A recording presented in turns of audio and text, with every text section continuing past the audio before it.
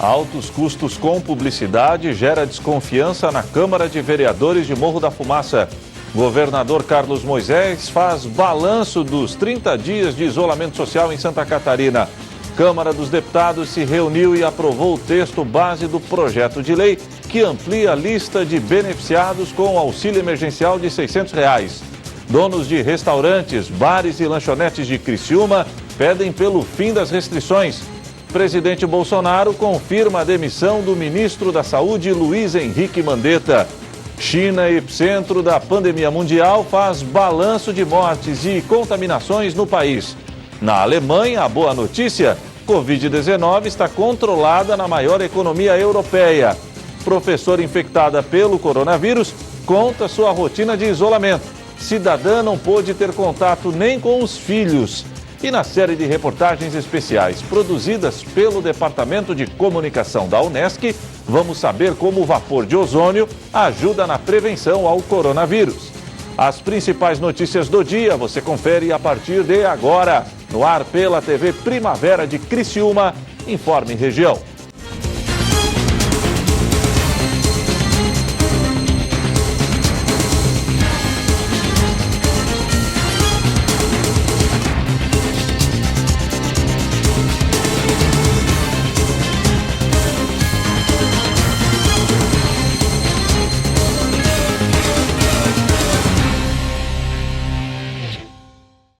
Hoje, sexta-feira, 17 de abril de 2020.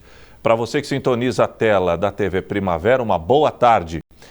Em meio à pandemia do novo coronavírus, os gastos com publicidade da Câmara de Vereadores de Morro da Fumaça chamaram a atenção.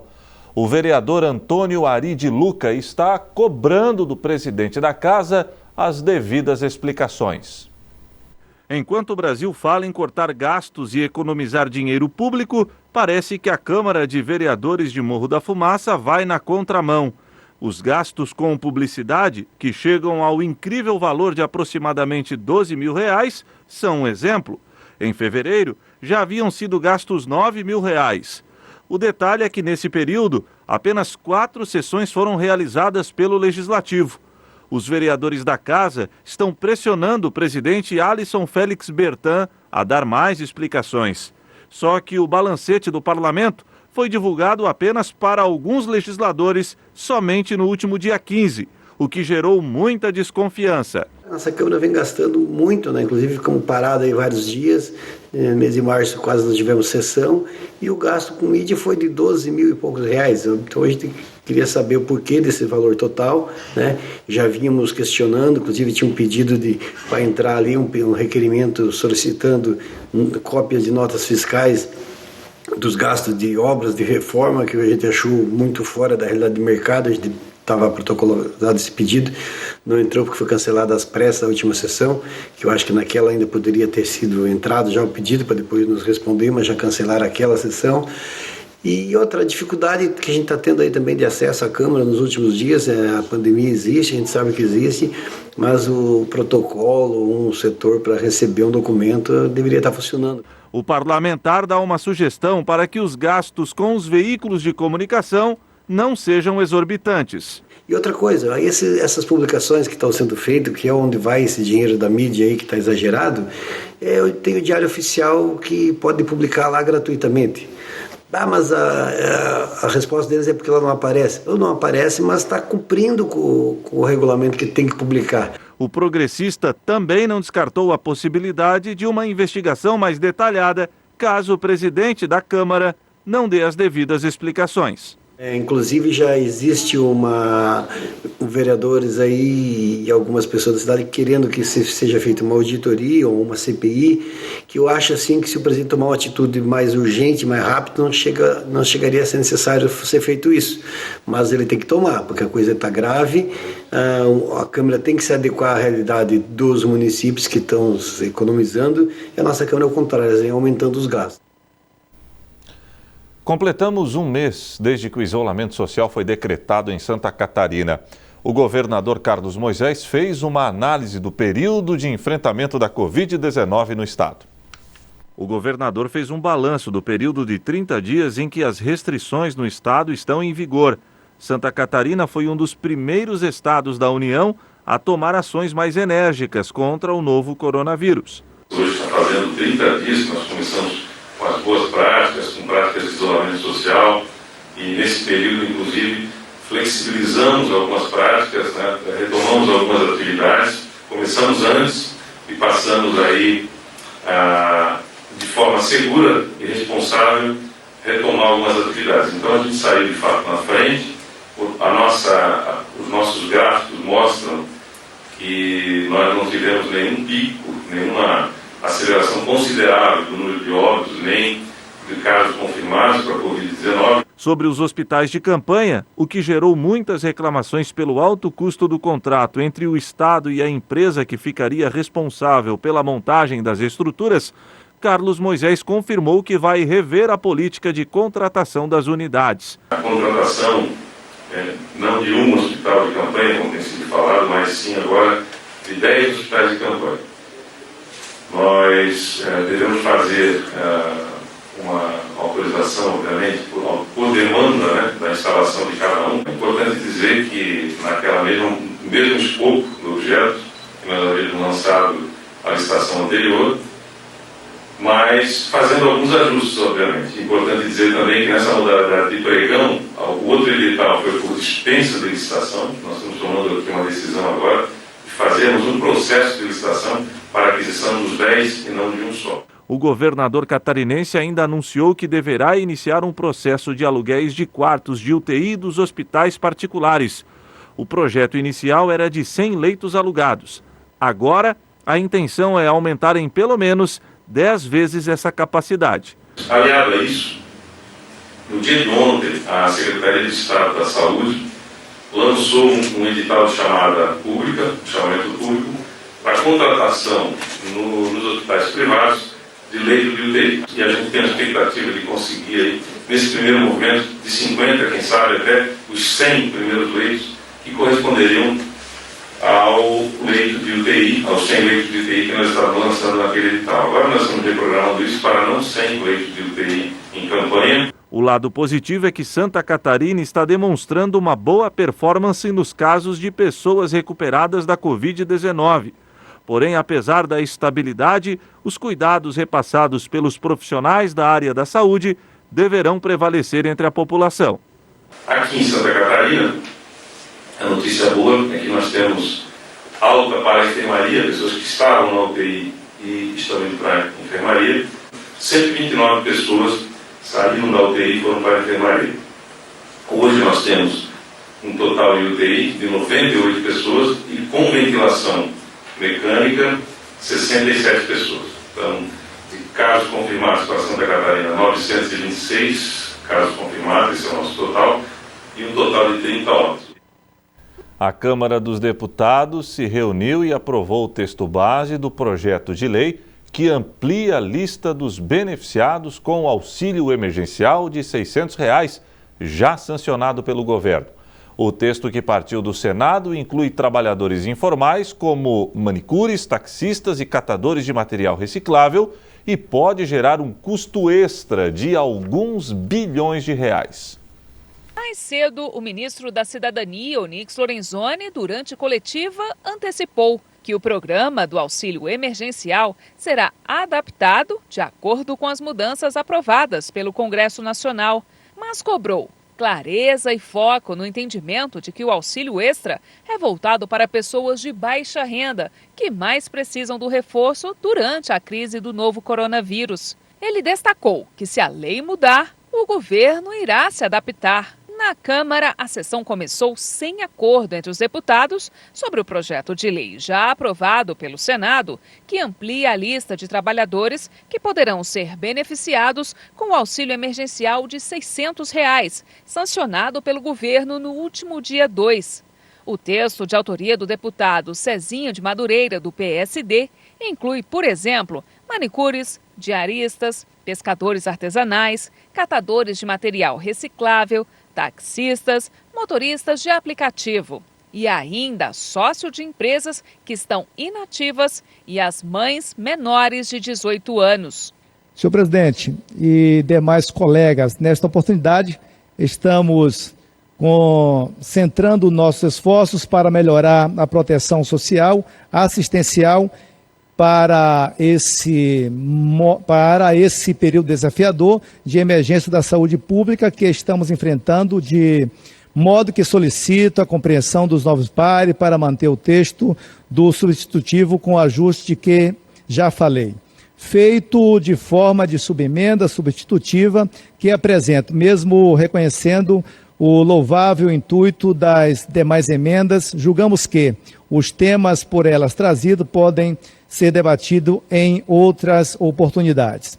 Por essas razões, sou pela admissibilidade financeira e orçamentária, constitucionalidade, judicidade e boa técnica legislativa de todas as emendas e no mérito nos manifestando pelas comissões de Seguridade Social e Família e de Finanças e Tributação, aprovação parcial das emendas número 1, 2, 6, 7, 9, 11, 14, 17, 18, 21, 31, 37, 38, 43, 45, 47, 49, 50 e 55, na forma da subemenda substitutiva global, anexa pela rejeição das demais.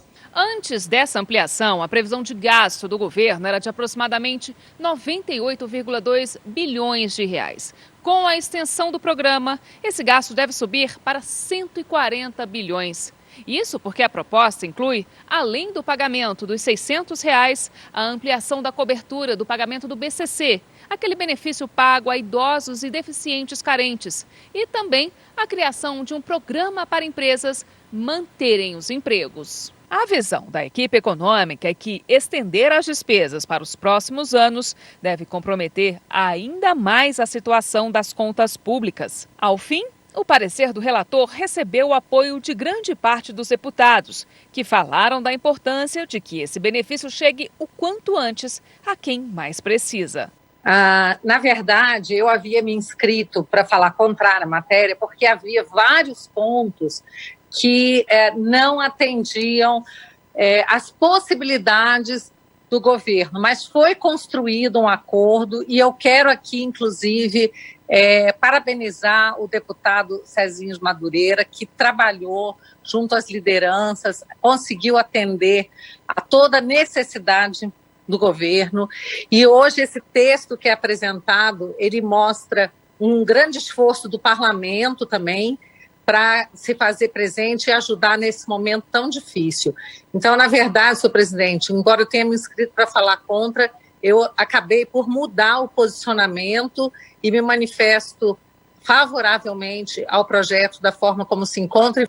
É preciso ter um cuidado extraordinário para que a matéria, ao ser votada, se ela voltar para o Senado, não dificulte, não tarde a ratificação dela no Senado, porque, do contrário, essas pessoas, essa parte da sociedade vai ficar esperando e não vai ter acesso ao benefício que nós aprovamos em boa hora pela Câmara dos Deputados. Eu recebi, Vossa Excelência também recebeu, um ofício do Conselho Nacional de Direitos Humanos que pede a aprovação breve deste projeto, porque nós precisamos, de fato, que o pescador artesanal e profissional, que o aquicultor, que o cooperado ou associado em cooperativa de agricultura familiar, o cooperado ou associado em associações de catadores e catadoras de materiais recicláveis,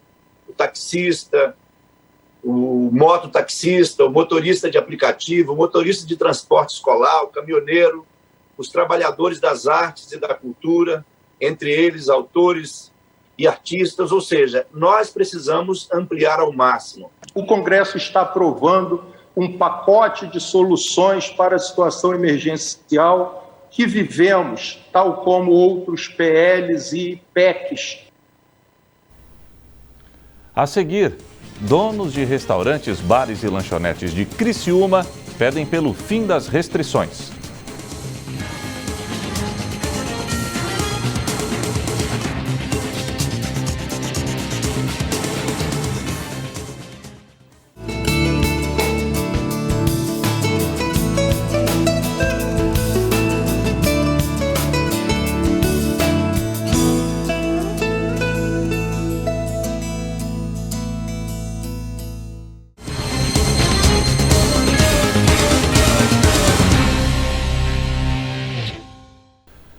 Donos de restaurantes, bares e lanchonetes de Criciúma estão preocupados. O representante dos proprietários destes estabelecimentos alerta que, se não houver uma retomada das atividades gastronômicas, o setor poderá entrar em colapso. O setor é um dos que mais movimenta a economia na região. São centenas de estabelecimentos na cidade e milhares de colaboradores. Restaurantes, bares e lanchonetes de Criciúma, um número aproximado em torno de 600 estabelecimentos que lidam com alimentação. Envolvem aproximadamente 9 a 10 mil pessoas diretamente nesse setor. Imagina mais o pessoal de fornecedores e quem trabalha para fornecedores, é um número muito grande de pessoas. Com isolamento social e com estabelecimentos proibidos de funcionar, já que os mesmos não fazem parte da lista dos considerados serviços essenciais, os proprietários estão encontrando dificuldades para honrar com seus compromissos. Nós somos os últimos da linha, da lista de empresas a voltar a trabalhar, se autorizados forem essa semana, coisa pelo governador. Algumas empresas, micro e pequenas, não conseguiram fazer a folha de pagamento de março ainda. Muitas não vão conseguir fazer a próxima de abril, que vence em maio. Para o representante da categoria, se a liberação dos serviços não ocorrer de forma imediata, os proprietários de bares, restaurantes e lanchonetes não terão outra alternativa. O que isso sinaliza? Demissões, fechamentos de empresas, definitivamente ou não, mas fechamentos pelo menos temporariamente. Então, o nosso prazo para voltar é imediatamente, nós precisamos voltar a trabalhar. Mesmo voltando a trabalhar, não quer dizer que o faturamento retorne aos patamares antes do vírus, que já estávamos em crise, o mercado já estava em crise. Mazeto ainda fez um levantamento. Mesmo os estabelecimentos que permaneceram abertos atendendo pelo sistema delivery não conseguiram arrecadar o suficiente para atender as demandas de pagamentos de fornecedores e funcionários. Quem ficou aberto e não tinha, por exemplo, delivery e entrou por esse caminho que está permitido, atende em parte às suas necessidades, mas não cobre o custo de ficar aberto para fazer o delivery. Num cenário hipotético, o empresário disse que se o governador decidir liberar bares e restaurantes para atendimento ao público, os estabelecimentos têm totais condições de garantir a segurança sanitária de seus clientes. Os restaurantes, no caso, têm todas as condições de cumprirem toda a legislação de higienização, distanciamento, que pede a vigilância sanitária. Não tem por que a gente ficar afastado desse mercado que é pequeno, porque as pessoas estão assustadas, as pessoas não estão indo nem no mercado, nem no comércio que está aberto, você não vê muita movimentação, porque as pessoas estão retraídas, estão com medo, então nós precisamos transmitir confiança para elas. O presidente da República, Jair Bolsonaro, disse que a demissão do ministro da Saúde, Luiz Henrique Mandetta, foi um divórcio consensual. Durante o anúncio da demissão, houve panelaços em algumas cidades. O médico Nelson Teich é o novo ministro da Saúde. O ministro da Saúde, Luiz Henrique Mandetta, anunciou nesta quinta-feira sua demissão pelo presidente Jair Bolsonaro, após semanas de confronto entre os dois por divergências sobre a política de combate à pandemia do novo coronavírus. Em comum acordo, mas o termo técnico não é esse, eu o exonero do Ministério nas próximas horas. Foi realmente um divórcio consensual. A relação entre Mandetta e Bolsonaro vinha se desgastando desde o início da crise sanitária provocada pela Covid-19, que até esta quinta-feira somava 1.924 mortos e 30.425 casos confirmados. Não tenham medo. Não façam 1 milímetro diferente do que vocês sabem fazer. Eu deixo esse Ministério da Saúde com muita gratidão ao presidente por ter me nominado e ter permitido que eu nominasse cada um de vocês. O médico Nelson Teich é o novo ministro da Saúde. Ele é oncologista e empresário do setor. Logo depois do anúncio da demissão, houve panelaço em várias cidades. No Rio de Janeiro, os protestos ocorreram principalmente em bairros da Zona Sul.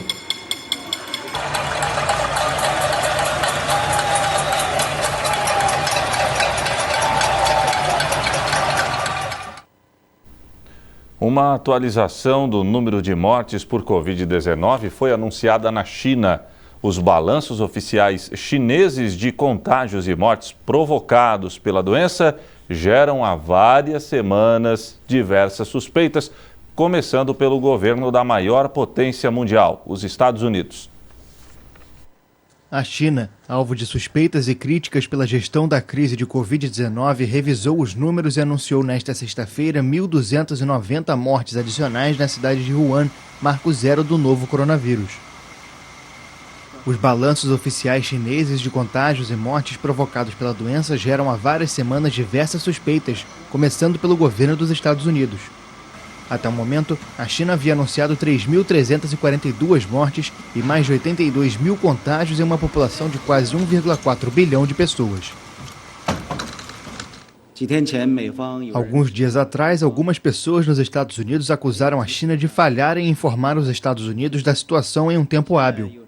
Agora, exageram na questão da fonte do vírus, com insinuações de que é originário do Instituto de Virologia de Wuhan. Qualquer pessoa com discernimento entenderia rapidamente que o objetivo é criar confusão, tirar a atenção do público e deslocar a própria responsabilidade. Em um comunicado publicado nas redes sociais, Wuhan explicou que no pico da epidemia, alguns pacientes morreram em casa porque não tinham condições de serem atendidos em hospitais e não foram contabilizados. Com os novos números, o balanço total de vítimas na China subiu para 4.632 pessoas. Os novos números de Wuhan aumentam as dúvidas sobre o que realmente aconteceu no país quando o vírus foi detectado e sobre quanto são confiáveis os números das autoridades, acusadas de falta de transparência na gestão da crise. O governo chinês nega ter ocultado números, mas reconheceu atrasos, omissões e imprecisões nos registros e classificou a resposta do país ao surto como irrepreensível. Da Europa, boa notícia.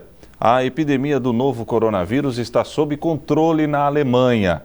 A afirmação foi feita pelo ministro da Saúde do país. A epidemia do novo coronavírus está sob controle e administrável na Alemanha. O anúncio foi feito nesta sexta-feira pelo ministro da Saúde do país. Agora podemos dizer que foi bem sucedido. Conseguimos passar do crescimento dinâmico para o linear. O número de infecções diminuiu significativamente, especialmente o aumento relativo dia a dia. O surto está hoje novamente sob controle. Descobrimos que um número muito importante e encorajador é que desde 12 de abril mais pessoas se recuperam todos os dias do que as que são infectadas. No momento, temos mais de 80 mil recuperações em 130 mil infecções até agora, de acordo com os números do Instituto Robert Koch. O ministro ainda informou que empresas alemãs produzirão 50 milhões de máscaras por semana a partir de agosto. A Alemanha testou até o momento 1.700.000 pessoas. Os números são fundamentais para permitir que o país saia do confinamento de forma gradual. A partir de segunda-feira, as lojas até 800 metros quadrados poderão reabrir as portas caso obedeçam às regras rígidas de higiene. As escolas poderão retomar as aulas a partir de 4 de maio, começando pelos alunos mais velhos. A seguir, professora infectada pelo novo coronavírus contou sua rotina de isolamento. Cidadã não pode ter contato nem com os filhos.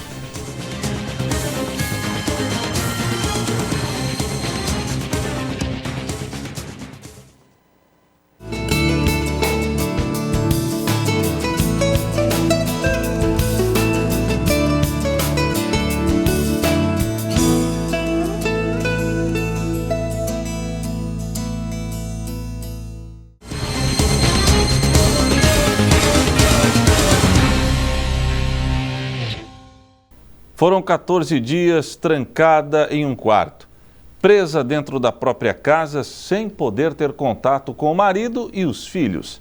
A história de uma professora do Paraná que foi infectada pelo novo coronavírus.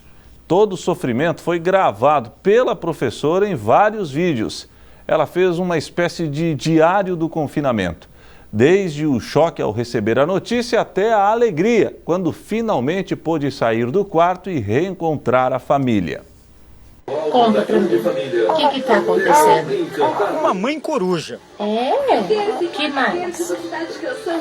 Fala pra mim, quem que foi? É assim que a professora Eliane gosta de se apresentar. As imagens na página dela em uma rede social exibem com orgulho seu maior patrimônio, a família. São fotos e vídeos que registram momentos de felicidade da professora junto com o marido e os filhos. As gêmeas Giovana e Carolina, de 1 ano, e os 2 maiores, Pedro Henrique e Beatriz. Mas esses momentos de alegria foram interrompidos pelo coronavírus. A Eliane é do Paraná e ela viajou em férias com a família para São Paulo e para Santa Catarina. Quando eles retornaram, ela começou a identificar os primeiros sintomas. Então, decidiu fazer um teste e confirmou que estava com a doença.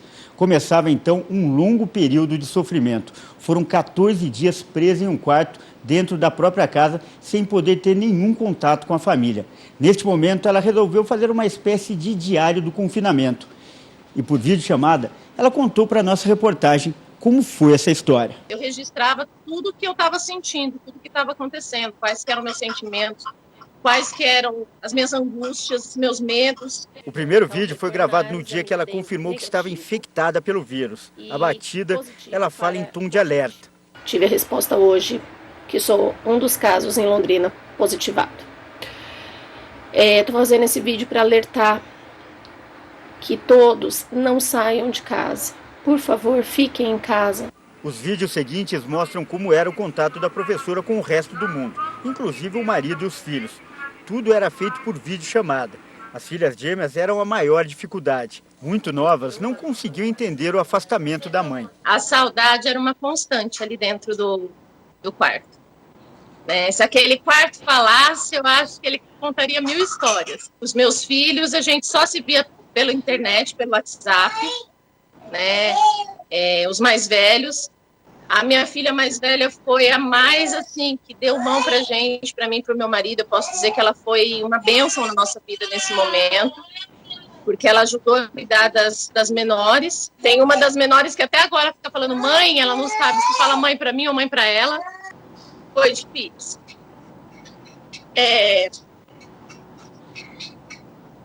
Desculpa.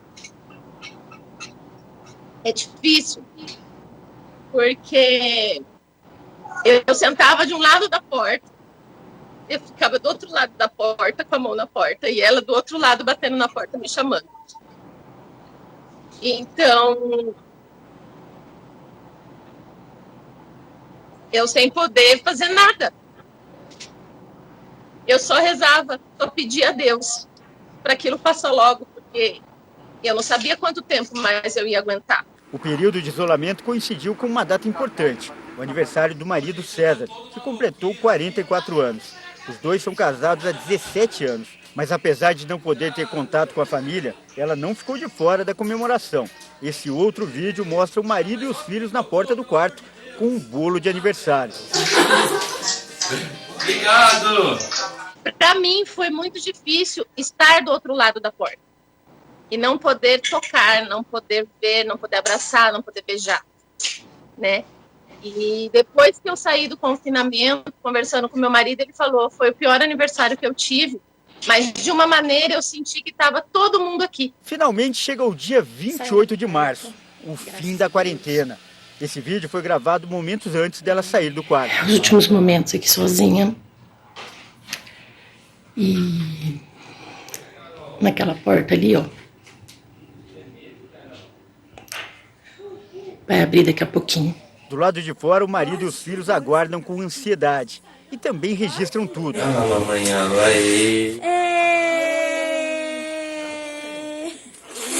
Eu saí com uma certa insegurança, porém com uma felicidade de poder rever, de poder abraçar, de poder beijar, de poder pegar no colo, de poder valorizar aquilo que antes eu achava que não era tão importante, que lá dentro do quarto me fez falta. Essa foto foi feita logo depois que a Eliane saiu do quarto. O isolamento pode até distanciar algumas pessoas por algum tempo, mas nunca vai conseguir separar aquelas que se amam de verdade. E eu passei a valorizar aquilo que é importante, vamos dizer assim, que é mais importante. O que é mais importante para mim hoje? Minha família. Sem sombra de dúvida. Mamãe, todo esse tempo nesse quarto, a gente estava com muitas saudades. Fiquei com um pouco de medo, mas tudo bem. O importante é que você está aqui com a gente e todo mundo está feliz. Te amo. Ai, que lindo, obrigada.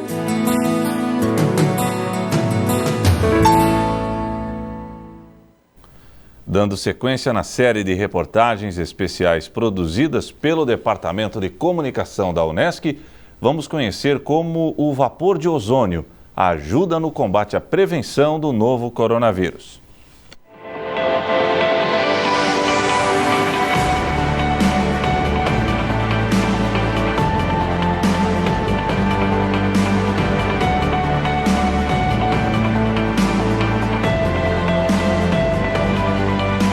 Gerador de ozônio, ele satura de ozônio a água.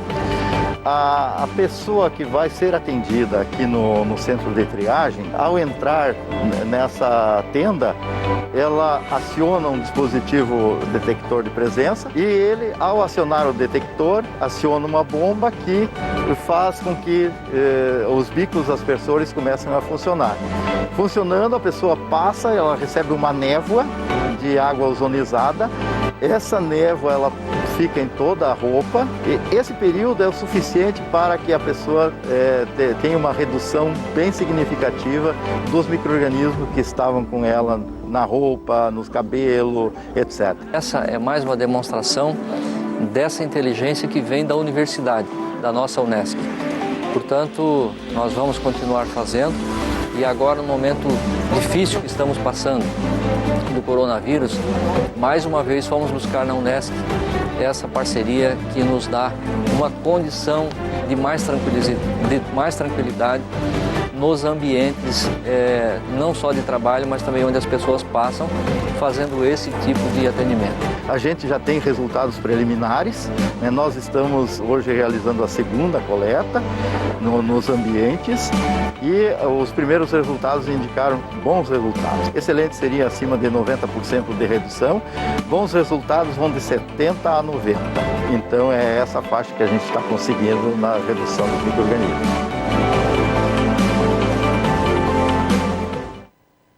E o Informe Região desta sexta-feira fica por aqui.